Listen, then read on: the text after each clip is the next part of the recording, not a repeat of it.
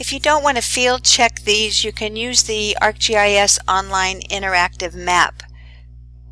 So when I look at the data sheet, you'll have access to this as well. It shows all of the assembly points by county. So with this data sheet, there are 81 assembly points in Tillamook, and I've numbered them. You can see TI for Tillamook, and then just by latitude from 1 down to 80, what did I just say? 81. And then you can see that in the location it says need this information. The Dogami collected data has that. Both this one by Cousins and myself were collected during the workshop using a very small scale map, and so we weren't able to get as accurate as we need.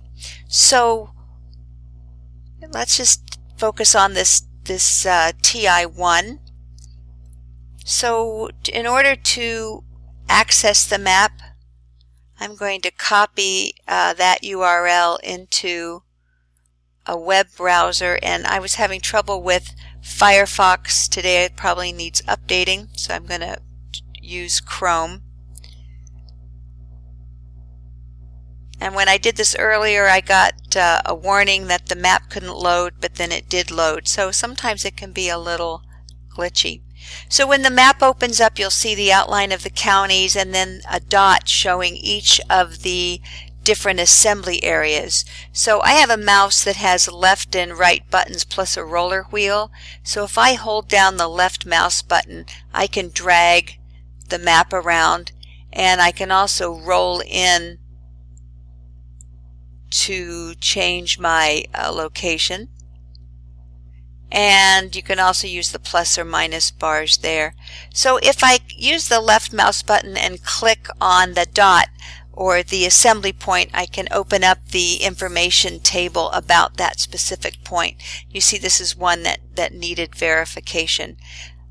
So right now we're using a base map that is looking at the streets base map. You can also change to the imagery base map.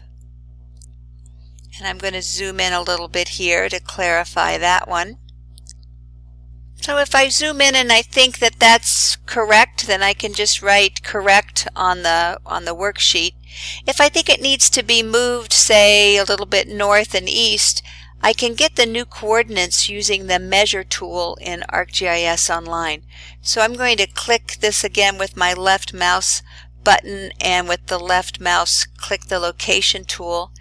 And I'm just going to click with that left mouse button again where I want my assembly point to be moved.